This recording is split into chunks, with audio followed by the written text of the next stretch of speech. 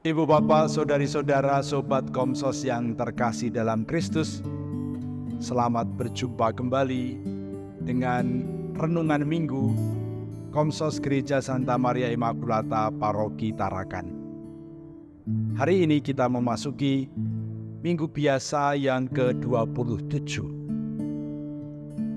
Injil yang akan kita renungkan diambil dari Injil Matius bab 21 ayat 33 sampai dengan 43. Kembali di sini kita diajak merenungkan sebuah perumpamaan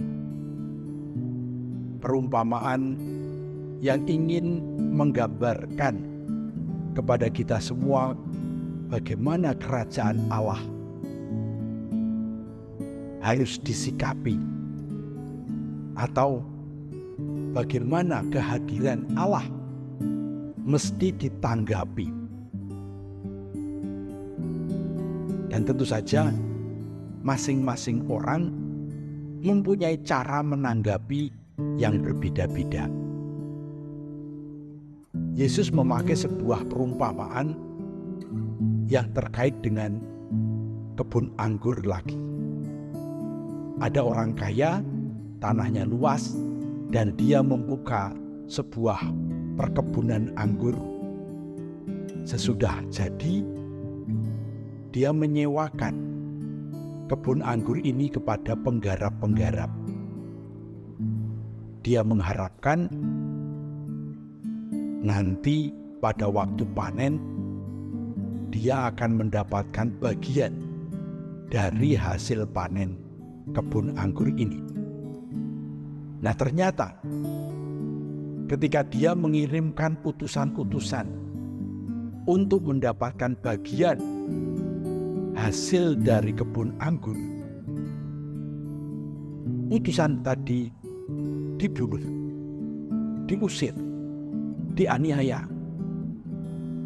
Bahkan ketika dia mengutus anaknya sendiri yang dia kira akan ditakuti oleh para penggarap kebun anggur, justru anaknya yang merupakan ahli waris dari kebun anggur itu ditangkap, dianiaya, dan dibunuh.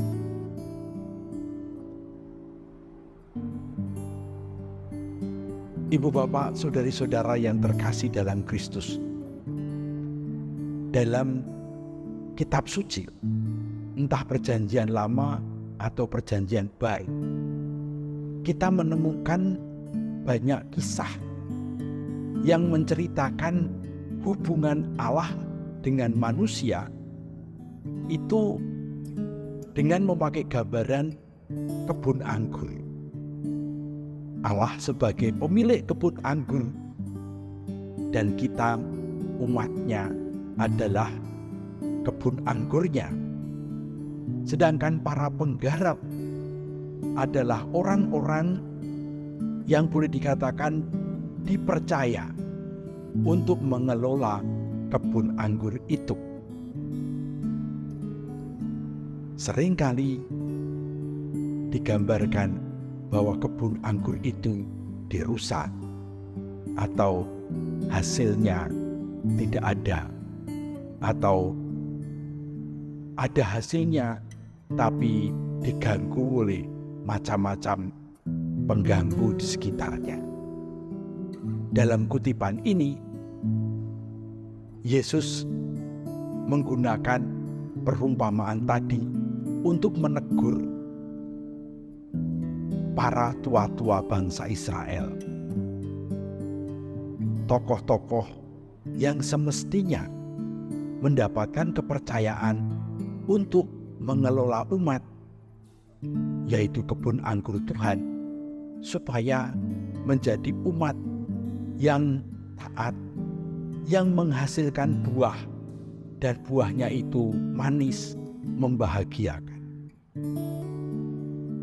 Para nabi, termasuk Yesus, adalah tokoh-tokoh yang dikirim Allah untuk menagih bagaimana hasil kebun anggur ini, bagaimana kualitas umat ini. Nah, ternyata justru mereka ini ditolak, dianiaya, bahkan dibunuh. Penolakan-penolakan yang dialami oleh utusan Tuhan ini membuat Tuhan, si pemilik kebun anggur, akan menyewakan kepada penggarap-penggarap lain dan tidak lagi kepada orang yang sebelumnya. Dalam hal ini, Yesus sebetulnya mau mengkritik melalui tulisan Matius ini bahwa orang-orang yang berjumpa dengan Yesus, orang-orang Yahudi yang adalah pewaris perjanjian lama dan sekarang diajak masuk ke dalam perjanjian baru bersama dengan Yesus, justru menolak dan tidak mau menerima Yesus. Maka bangsa-bangsa lain, orang-orang lain di luar orang Yahudi yang kemudian justru bertobat dan menerima kehadiran Yesus. Oleh karena itu, kutipan hari ini mengajak kita semua untuk menyadari bahwa cara Allah menyelamatkan umat manusia bukan dengan cara manusia, tetapi menurut cara Allah sendiri. Allah ingin supaya apa yang telah Dia mulai tidak pernah gagal, termasuk kalau ada manusia yang berusaha menggagalkannya. Pewartaan Injil melalui gereja atau yang diteruskan oleh gereja hingga saat ini akan terus menerus dilanjutkan.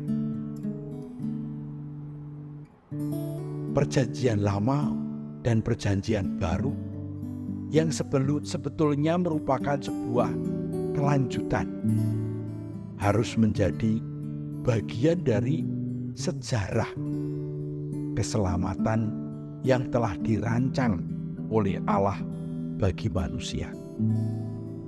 Namun yang lebih penting lagi adalah bagaimana buah-buah kerajaan itu nampak dan dirasakan. Buah-buah itu apa? Cinta kasih, pengampunan, persaudaraan, belas kasih kepada sesama, lebih-lebih kepada mereka yang miskin, kepada mereka yang tersingkir, harus menjadi prioritas. Gereja yang meneruskan ajaran Yesus harus memberikan prioritas tentang hal-hal ini juga di zaman sekarang. Semoga kita semua sebagai anggota gereja menjadi kepanjangan tangan Allah yang mencintai, yang mengampuni, yang merangkul, dan yang berbelas kasih. Amin.